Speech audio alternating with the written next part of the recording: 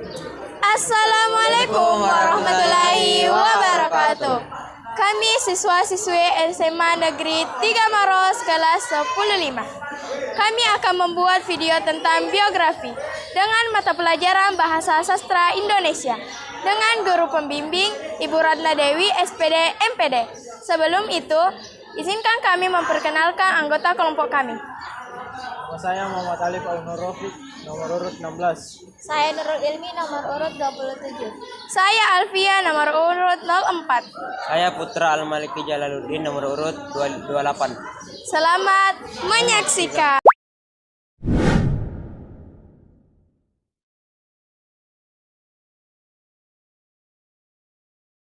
Kisah Umar bin Khattab. Dalam sejarah Islam, ada banyak sosok yang menjadi inspirasi tentang bagaimana seorang pemimpin seharusnya hadir bagi rakyatnya. Salah satunya adalah Umar bin Khattab RA, Khalifah kedua setelah Abu Bakar As-Siddiq. Umar memiliki peran penting dalam memperluas wilayah Islam dan membangun sistem pemerintahan yang adil. Umar bukan hanya pemimpin yang kuat, tetapi juga pribadi yang penuh kebijaksanaan, keberanian, ketegasan, dan kepeduliannya membuat ia dikenal sebagai teladan kepemimpinan hingga hari ini. Dari penentang menjadi pembela Islam, kisah Umar bin Khattab memberi pelajaran besar tentang perubahan hati manusia. Ia lahir di Mekah pada tahun 584 Masehi, tumbuh menjadi pribadi yang keras dan disegani. Bahkan sebelum masuk Islam, Umar dikenal sebagai salah satu penentang paling gigih ajaran Nabi Muhammad SAW, hingga pernah berniat membunuh Rasulullah demi mempertahankan keyakinan leluhurnya. Namun, takdir Allah begitu indah. Saat mendengar lantunan ayat Al-Quran di rumah Fatimah yang merupakan saudarinya, hatinya luluh. Umar yang awalnya berniat memasuki Islam justru memeluknya dengan sepenuh hati. Sejak saat itu, keberanian dan kekuatannya berpindah arah dan menentang menjadi membela kebenaran. Nabi Muhammad SAW bahkan memberinya julukan Al-Faruq, yang berarti pembeda antara yang benar dan yang salah. Pemimpin yang mengutamakan keadilan. Sebagai khalifah, Umar bin Khattab tidak hanya memperluas wilayah Islam hingga Rawami Timur, Mesir, Suriah, dan Palestina. Lebih dari itu, ia membangun sistem pemerintahan yang berkeadilan. Ia mendirikan Baitul Mal untuk memastikan harta negara digunakan bagi rakyat. Membagi wilayah menjadi provinsi dengan pemimpin yang dipilih karena kemampuan, bukan karena kedekatan. Dipilih karena kemampuan, bukan karena kedekatan. Salah satu hal yang paling dikenang adalah kebiasaannya berjalan di malam hari untuk memastikan rakyatnya tidak ada yang kelaparan. Umar tidak ingin hanya menerima laporan. Ia ingin melihat langsung. Pernah salah satu malam, ia mendapati seorang ibu yang menenangkan anaknya dengan panci kosong, hanya agar sang anak bisa tertidur. Umar pun segera kembali membawa gandum di punggungnya sendiri, menyalakan api dan memasak untuk keluarganya itu. Kisah ini menjadi bakti nyata bahwa kepemimpinan bukan soal kekuasaan, melainkan soal pelayanan. Beberapa pencapaian penting Umar bin Khattab saat menjadi khalifah. Yang pertama itu, membagi kekhalifah menjadi provinsi. Umar membagi kekhalifah menjadi beberapa provinsi dan menunjuk gubernur yang cakap untuk mengelolanya. Umar membagi kekhalifahan menjadi beberapa provinsi dan menunjuk gubernur yang cakap untuk mengelolanya. Ia memastikan bahwa para pemimpin ini dipilih berdasarkan kemampuan dan integritas mereka, bukan karena hubungan keluarga atau kekayaan. Yang kedua, mendirikan Baitul Mal. Umar mendirikan Baitul Mal atau pembendaharaan negara yang mengelola keuangan negara. Melalui institusi ini, ia memastikan bahwa kekayaan negara digunakan untuk kepentingan rakyat, terutama yang miskin dan membutuhkan.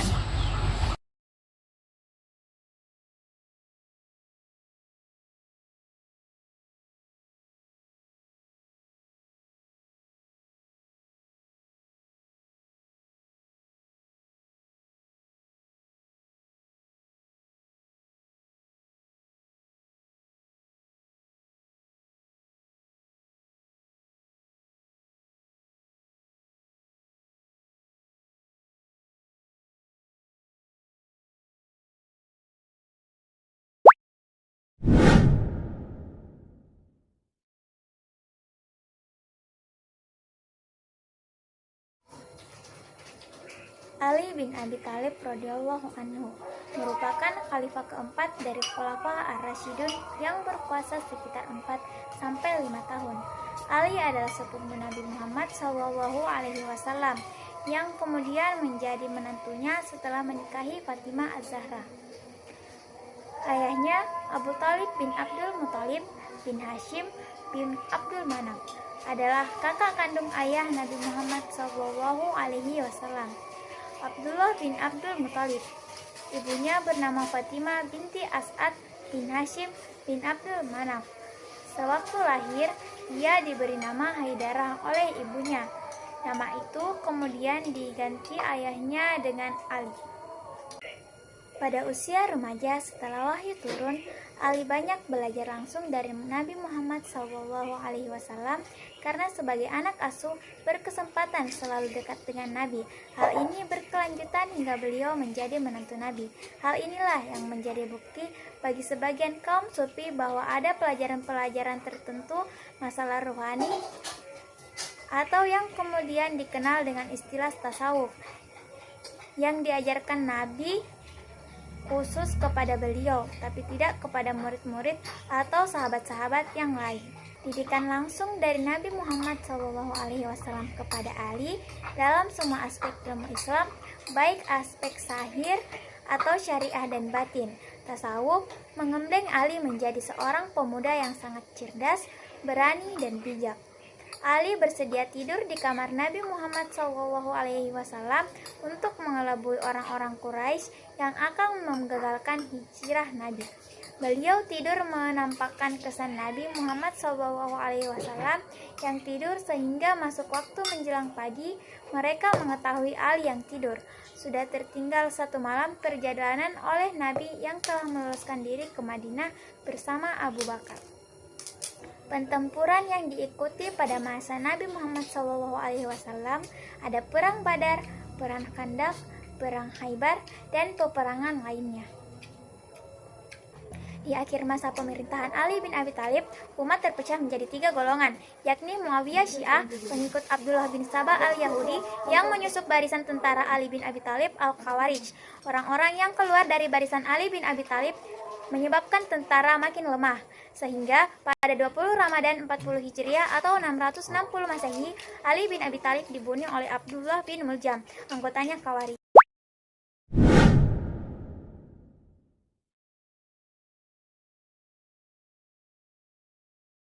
Bilal bin Rabah lahir di kota As-Sara 43 tahun sebelum hijrah. Ayahnya bernama Rabah dan ibunya bernama Hamamah yang merupakan budak pada saat itu. Beliau dibesarkan di kota Mekah yang kemudian ketika ayahnya wafat, beliau diwariskan kepada Umayyah bin Khalaf yang merupakan kaum kafir Quraisy saat pertama kalinya Rasulullah mengucapkan kalimat tauhid. Bilal bin Rabah merupakan salah satu dari sahabat yang pertama kali masuk Islam. Namun beliau masih menjadi budak kaum Quraisy dan sering sekali disiksa dengan kejam, seperti menggunakan baju besi yang kemudian dijemur di bawah sinar matahari dan dicambuk. Namun, menurut beliau, kekerasan tersebut sangatlah ringan dibandingkan kepercayaannya kepada Allah dan agamanya.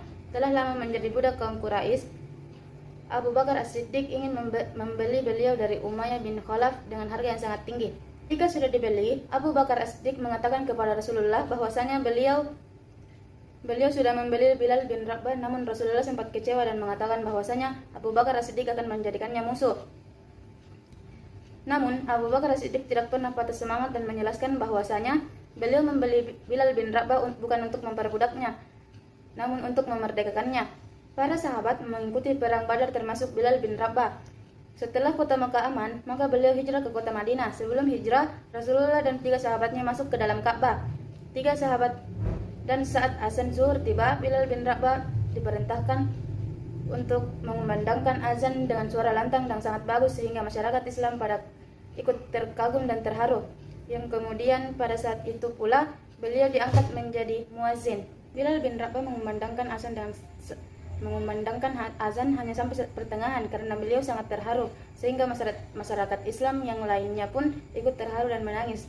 Setelah Rasulullah wafat, beliau ingin mengundurkan diri menjadi muazin. Kemudian beliau mendatangi Abu Bakar As-Siddiq dan menyatakan bahwasanya beliau ingin hijrah dari kota Madinah dan berhenti menjadi muazin.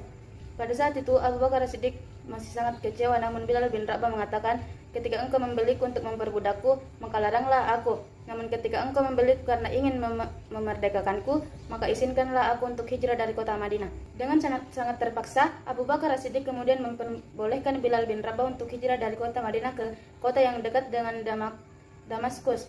Ketika sudah lama tinggal di Damaskus, Bilal bin Rabah wafat di Damaskus dan didampingi dengan istrinya.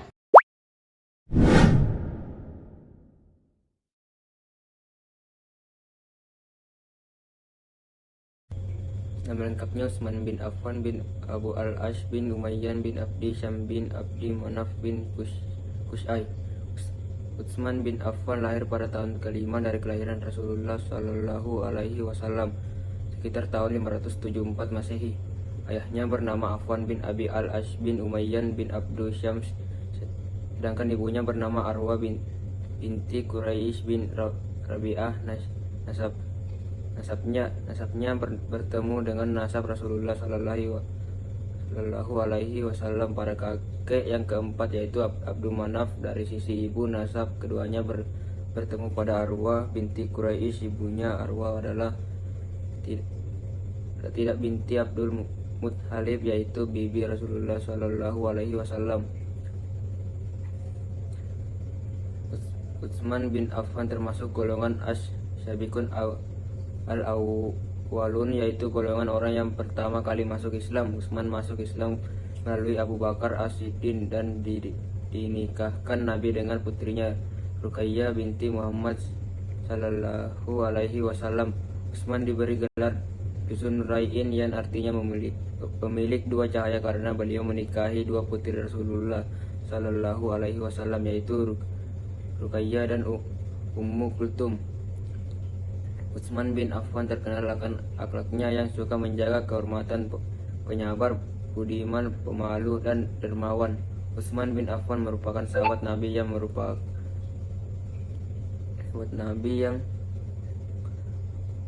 paling kaya. Beliau sering menyumbangkan hartanya untuk kepentingan Islam pada waktu perang Tabuk atau saat Rasulullah Sallallahu Alaihi Wasallam membutuhkan.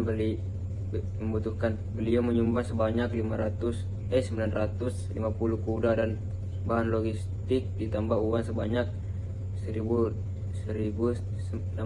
dinar, yang memimpin kekhalifahan paling lama, yaitu selama 12 tahun dari tahun 944 Masehi sampai tahun 956 Masehi. Pada masa Khalifah Utsman bin Affan, perluasan wilayah Islam mencapai beberapa wilayah, diantaranya Kabul,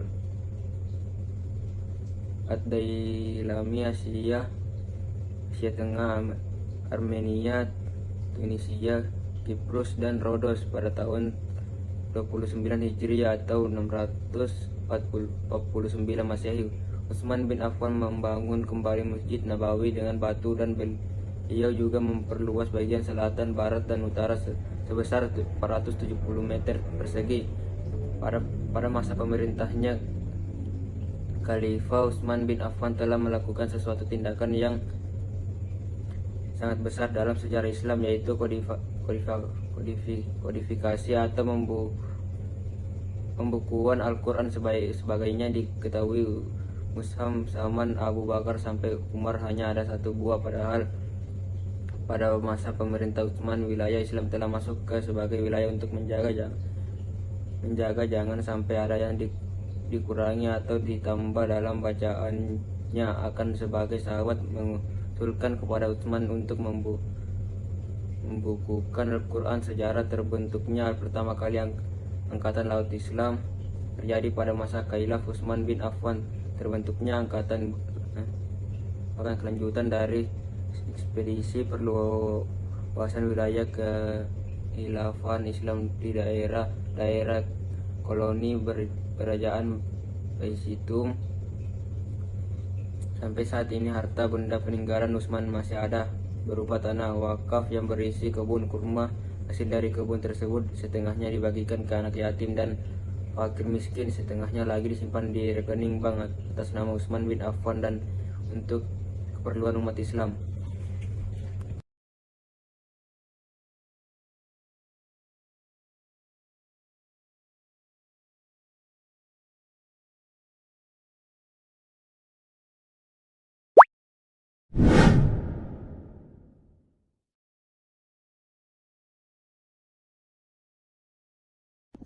Nama aslinya adalah Abdullah bin Abi Quhafa. Afham ini lahir di Mekah pada tahun 572 Masehi. Nama aslinya pada masa jahiliyah adalah Abdul Ka'bah. Ayahnya bernama Abi Quhafa bin Amir. Ayah dan ibunya berasal dari suku Quraisy dari Bani Tamim, suku yang terpandang di Arab karena banyak melahirkan tokoh terhormat. Pada masa kecilnya, Abu Bakar dikenal sebagai anak yang baik, jujur, lemah lembut, dan sabar yang membuatnya disukai oleh masyarakat. Ia sudah bersahabat dengan Rasulullah sejak kecil. Mereka sama-sama membenci minuman keras dan berhala. Karena itulah Abu Bakar As-Siddiq segera menyambut Rasulullah SAW untuk memeluk agama Islam. Setelah meninggalnya Nabi Muhammad SAW pada tahun 632, umat atau kaum muslimin menghadapi masalah yang sangat sulit karena Rasulullah tidak meninggalkan pesan apapun tentang siapa yang akan menggantikan Rasulullah untuk memimpin umat Islam. Pada akhirnya setelah diadakan musyawarah, Umar bin Khattab memilih Abu Bakar secara cepat dan tegas. Selanjutnya adalah kebijakan dan strategi Abu Bakar As-Siddiq. Yang pertama adalah memerangi kaum murtad. Gerakan ini dipandang